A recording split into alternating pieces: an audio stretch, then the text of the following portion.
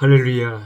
우리의 삶의 원천이 되시고 우리의 근본이 되시는 우리 하나님을 찬송합니다. 주님을 사랑하고 주의 말씀을 사모하는 하나님의 사람들과 함께 매일 성경 공부 하루에 3장씩 또 스스로 읽으셔서 1년에 성경 일독하도록 이끌어주는 꿀송이 보약 큐티 오늘 또 변함없이 시작하겠습니다. 2024년 10월 28일 월요일 꿀송이 시작합니다. 오늘은 순서를 따라서 사도행전 7장에서 9장의 말씀 읽는 날로 하겠습니다.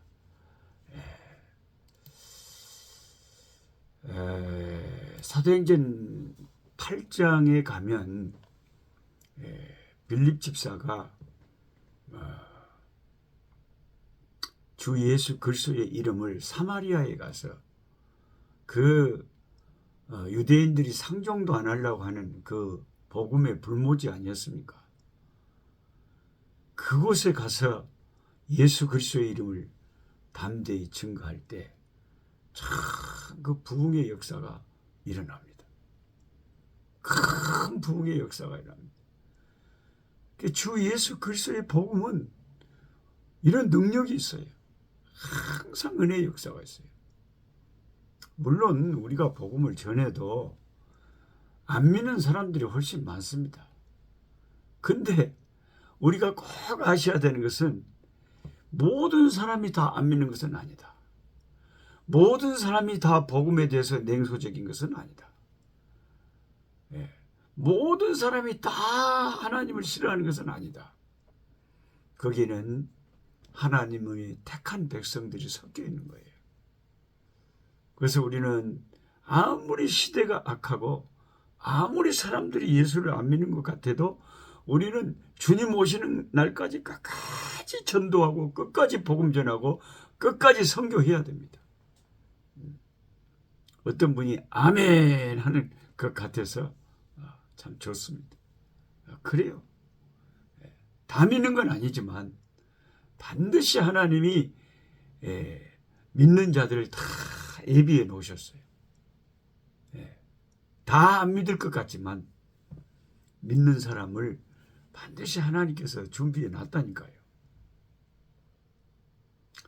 멀리 아프리카에서 예루살렘까지 이스라엘 예루살렘까지 와가지고 6월절 절기에 참석하고 돌아가는 나름대로 이 사람은 이디오피아의 큰 관직에 있는 오늘날로 말하면 재무부 장관 정도 되는 이디오피아 국고를 맡은 왕의 내시였는데 그 사람이 구약 성경을 읽고 이제 마차를 타고 이디오피아로 돌아가고 있었습니다. 사마리아에서 큰 부흥을 주도하고 있던 빌립 집사를 성령께서 갑자기 마음을 감동하고 이끌어서 광야로 이 이디오피아 내시를 만나게 하고 이 사람 전도하게 만든 거죠. 그러니까 성령께서는 누가 하나님의 택한 백성인 줄 아시잖아요. 누가 예수를 영접할 사람인 줄 아시잖아요. 그러니까 주의 종들을 예수 믿는 우리들을 사용하셔서 우리를 통로로 성령께서는 사람들의 영혼을 주께로 구원하기에 그런 일을 하신다는 말이죠. 마침내 두 사람은 이제 빌립의 성경을 잘 풀어주고 예수 그리스도의 복음을 듣고는 마음이 하나 되고 예수님을 영접해가지고 물이 있는 곳에 도달을 했습니다. 복음을 들은 그 이디오피아 내시는 이사야의 53장에 언급된 고난받는 여호와의 종이 바로 십자가에 달렸다가 다시 3일 만에 부활하신 그리고 하나님의 보좌 우편에서 통치하시는 주 예수님이라는 사실을 빌립 이 전도자를 통해서 알게 됐습니다. 세례를 받고 싶은 간절함이 생겼습니다.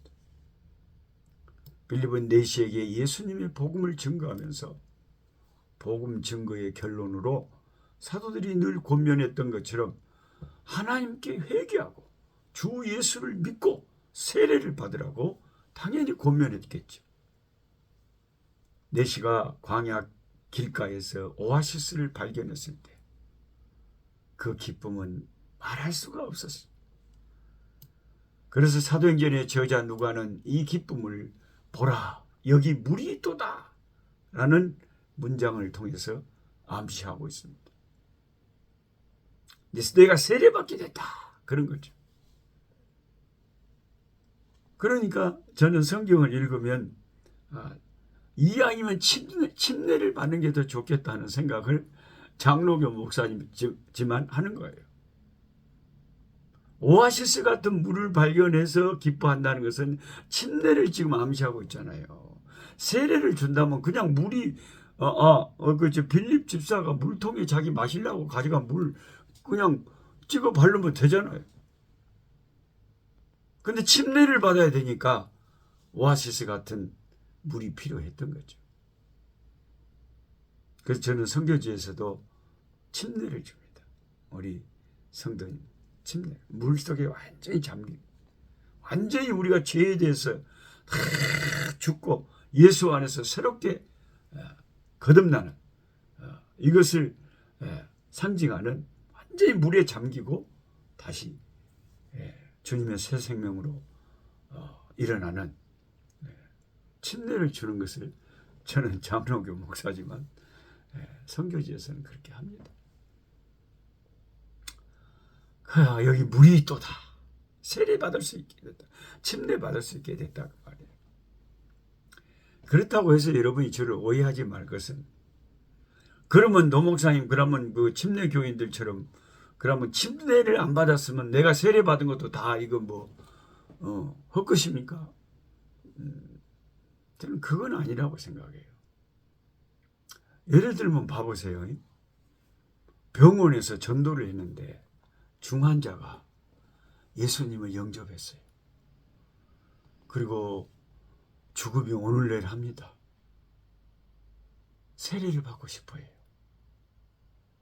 근데 이 사람을 물속에다가 확 잠가보면 엄마 그러한 듯이 막 오늘 내일 한데 그렇게는 못하게 돼. 생명이 위험하니까. 그래서 세례를 줘야죠. 그러니까 그 의미가 중요한 거 아닙니까?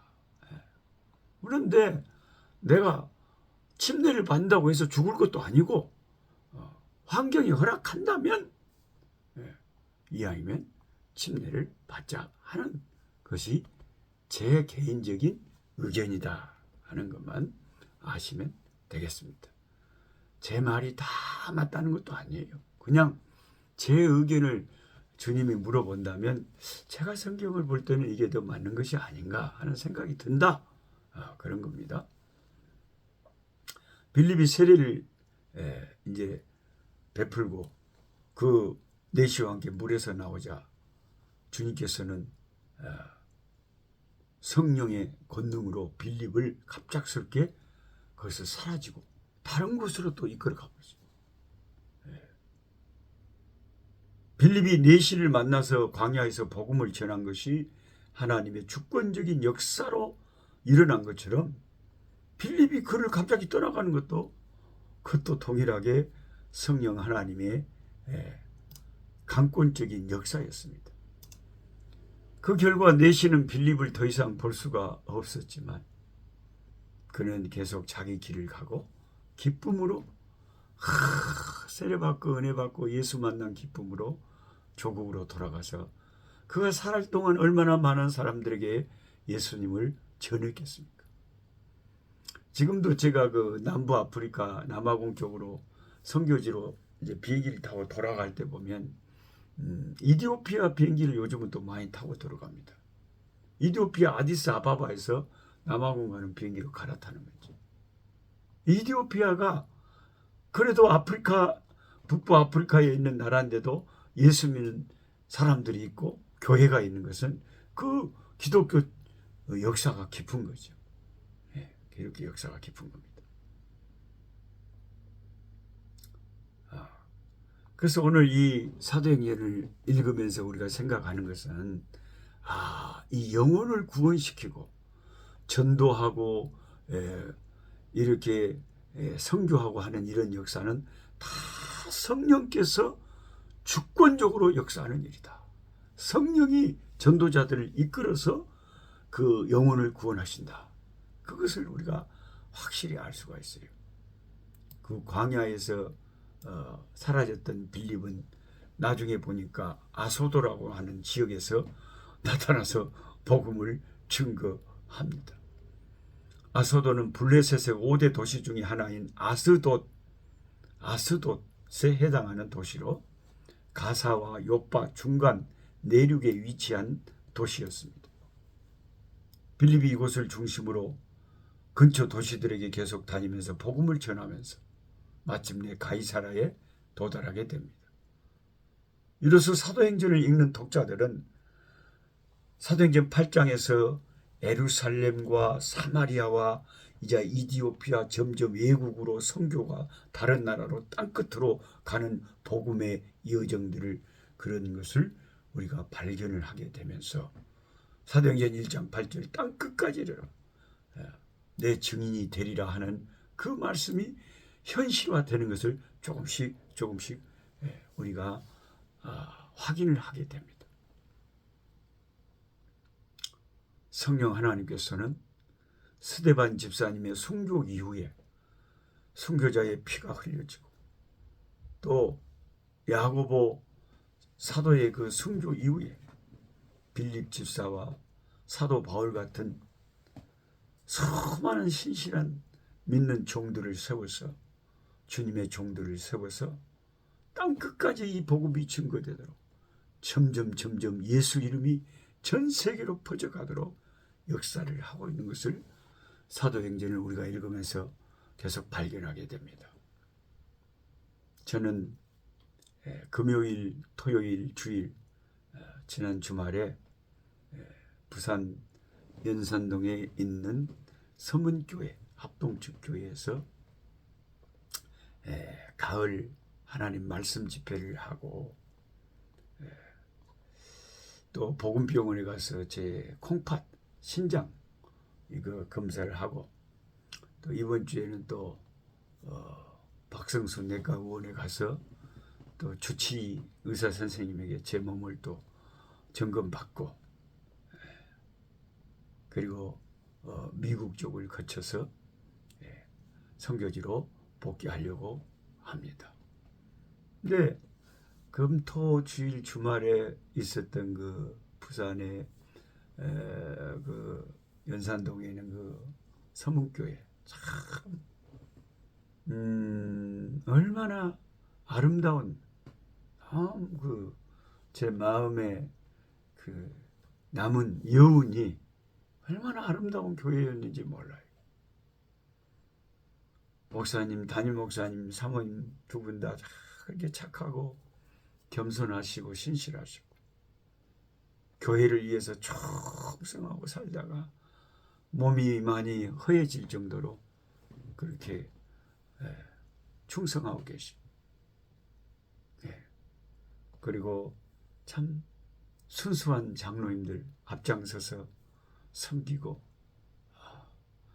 거기는 막 장로님들이 발 마사지 같은 것도 해주고요.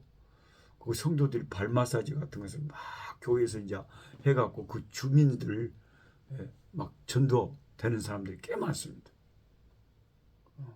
요새는 또 탁구장도 또 개설해갖고 어떻게든 주민들을 접촉을 해서 어떻게든 그 영혼들을 전도하려고. 와, 다 주일날 11시 예배 보니까 예배당 2층까지 그냥 콩나물 시루처럼 찼는데 다 좋습니다. 그리고 너무나 은혜스러워요. 분위기가 그냥 아멘 소리가 그냥 막 예배당을 막 쩌렁쩌렁 좀 그렇게 사람들이 좋은지 모르겠어요. 와, 나 정말로 좋습니다. 그래서 제가 너무 행복한 주말을 보냈습니다.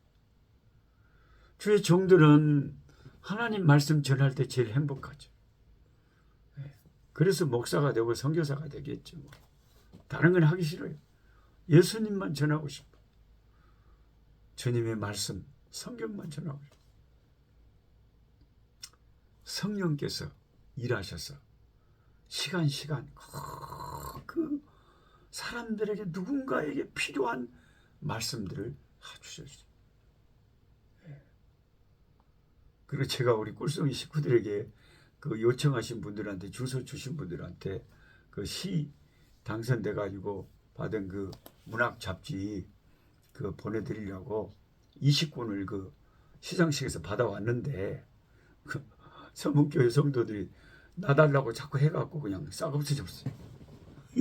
그래서 다시 시방 또 새로 신청을 해가지고 저한테 주소 주신 분들한테 이번지 보내드리고 한국을 떠나려고 합니다. 그 의외로 뭐 많지는 않아도 교인들 가운데는 그 문학을 사랑하고 책 읽는 걸 좋아하고 시를 좋아하는 분들이 좀 조금 계셔요.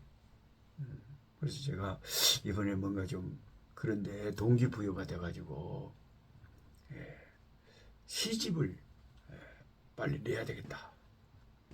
좀 서툴기는 하고, 이제 초등학교 1학년 정도 수준의 제가 시죠. 제 시는 이 잘 쓴 시인들의 그 시집을 제가 수십 권을 갖고 있습니다만은, 어쩌면 그렇게 시를 쓰는 은사가 탁월한지 뭐 말도 못해. 감탄을 그만 수가 없어요. 근데 저는 이제 초등학교 1학년 정도 수준인데, 그래 제 인생의 모토가 없는 것보다 낫다, 안 하는 것보다 낫다. 그래서 목사와 시인이라는 제목으로 한번 그 시집을 한번 내봐야 되겠다. 그래서 이번에 한국 떠나기 전에 누가 출판사 사장님 정종현 목사님 만나서 원고를 드리고 가려고 그래요.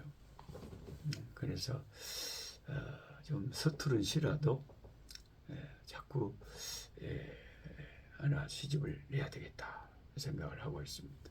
나오면 우리 꿀송이 식구들에게 제가 사정없이 원하시는 분들한테는 보내드리려고 생각하고 있습니다. 우리 주님, 우리 성령님의 역사, 너무나 사도행전을 읽으면서 놀랍고 감사합니다. 기도하겠습니다. 하나님, 성령과 함께 동역하는 전도자의 삶은, 인생은 행복하고 복됩니다. 빌립을 사마리아에서 쓰시고 이디오피아 내시를 전도하는 데 쓰시고, 그리고 아소보에서, 그리고 각 지역을 돌아다니면서 우리 구주 예수님의 십자가와 부활과 다시 오실 것을 예수 이름을 증거하게 하신 성령께서 오늘날도 수많은 종들, 수많은 은혜 받은 하나님의 백성들을 통해서 잃어버린 영혼들을 천국으로 인도하는 일을 하시니 주여 감사합니다. 성령님, 저희들을 사용하여 주셔서 우리 가족, 우리 친척, 우리 친구들, 주여 불신자들, 아버지 지옥 갈 영혼들 천국으로 인도하는데 성령의 도구로 쓰임받는 우리들 될 수 있도록 우리를 사용하여 주시옵소서. 예수님의 이름으로 기도하옵나이다. 아멘. 약한 자 힘주시고 강한 자 바르게 주한 자 정케하니 주님의 뜻이라. 해 아래 압박 있는 곳 주 거기 계셔서 그 팔로 막아 주시어 정의가